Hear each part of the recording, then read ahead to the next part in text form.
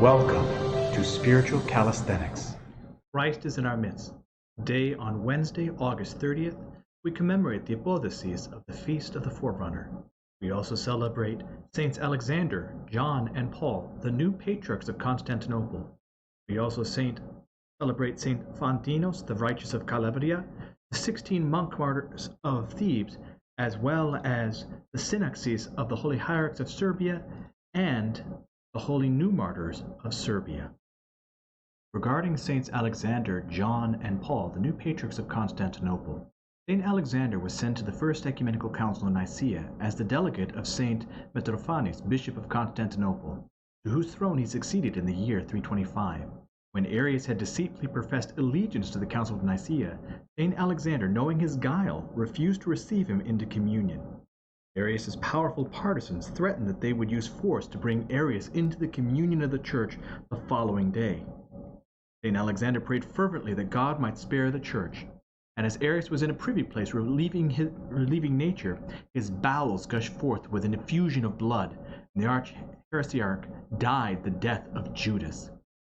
Saint Alexander was bishop from 325 until 337, when he was succeeded by Saint Paul the Confessor, who died a martyr's death at the hands of the Arians. Saint John, commemorated here, appears to be the one who was patriarch during the years 562 to 577, surnamed Scholastus, who was also commemorated on February 21st. He was from Antioch, where he had been a lawyer, Scholasticus. He was made presbyter, then was sent to Constantinople as representative Apocrysiaris of the Patriarch of Antioch, and was appointed Patriarch of Constantinople by the Emperor Justinian. St. Paul was Bishop of Constantinople during the years 687 to 693, in the reign of Emperor Justinian II, and presided over the Quinisect Council in 692.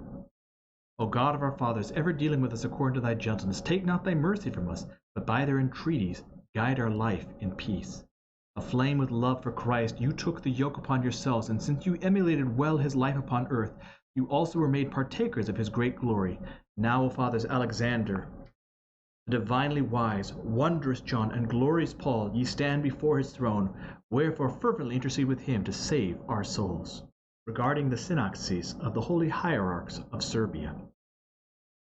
The synaxes of the Holy Hierarchs of Serbia, the saints commemorated on this day are Savas, first Archbishop and Enlightener of Serbia, who we celebrate on January 14th, Arsenius, his successor, a great hierarch and wonder-worker, Savas II, son of St. Stephen, the first crowned king of Serbia, Nicodemus, abbot of Hilandar, later Archbishop of Serbia, Ioannicus, Archbishop, later Patriarch from 1346 to 1349, Patriarch Ephrem, an ascetic who crowned Prince Lazarus and later left the Patriarchate to live in solitude, Spiridon, Ephrem's successor, who reposed in 1388, Macarius, printed many church books in Serbia and abroad, was very zealous in renovating and adoring the churches, and reposed in 1574. Gabriel, Archbishop, who took part in the Church Council of Moscow during the Patriarchate of Nikon, for which the Turks accused him of treason and hanged him in Prussia in the year 1656.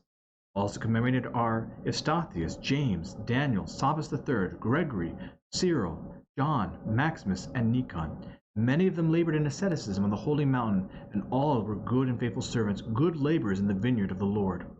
Our first hierarchs and God-bearing fathers, as enlighteners of Serbia, were holy chief shepherds and patriarchs, true guardians of the apostolic traditions, unshakable pillars and teachers of orthodoxy, entreat Christ, the master of all, for the peace of the world, and great mercy for our souls.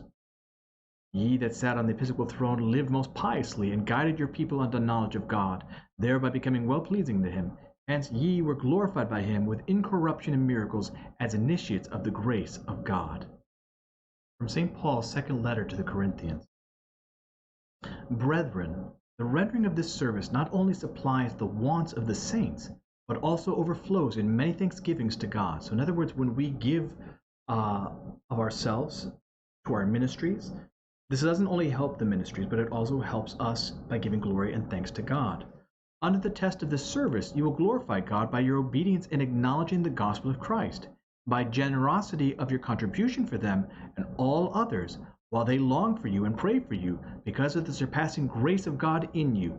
Thanks be to God for his inexpressible gift.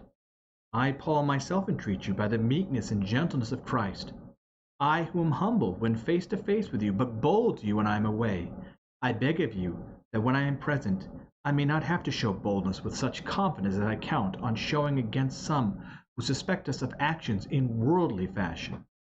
For though we live in the world, we are not carrying on a worldly war. For the weapons of our warfare are not worldly, but have divine power to destroy strongholds. In other words, St. Paul and those of the church are warring against demons, and demons try to come into the church and try to poison minds. And so the poisoned minds are trying to say that, oh, Paul and his ilk, they just want your money, they just want your goods, not realizing that Paul is purposely depriving himself of everything so that he might serve the people. We destroy arguments and every proud obstacle to the knowledge of God, and take every thought captive to obey Christ, being ready to punish every disobedience when your obedience is complete. Look at what is before your eyes. If anyone is confident that he is Christ, let him remind himself that as he is Christ, so are we. Because Christ humbled himself, Christ lowered himself to serve others, and that is what St. Paul is asking us to emulate. From the Gospel according to St. Mark. At that time Jesus came to a home, and the crowd came together again, so that they could not even eat. And when his family heard it, they went out to seize him, for people were saying, "He is beside himself." Scribes who came down from Jerusalem said, "He is possessed by Beelzebul, and the prince of demons, he casts out demons." And he called to them and he said to them in parables, "How can Satan cast out Satan? If a kingdom is divided against itself, that kingdom cannot stand."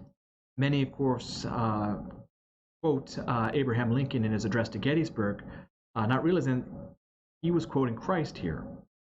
And if a house divided against itself, that house will not be able to stand. And if Satan has risen up against himself and is divided, he cannot stand, but is coming to an end. But no one can enter a strong man's house and plunder his goods, unless he first binds the strong man.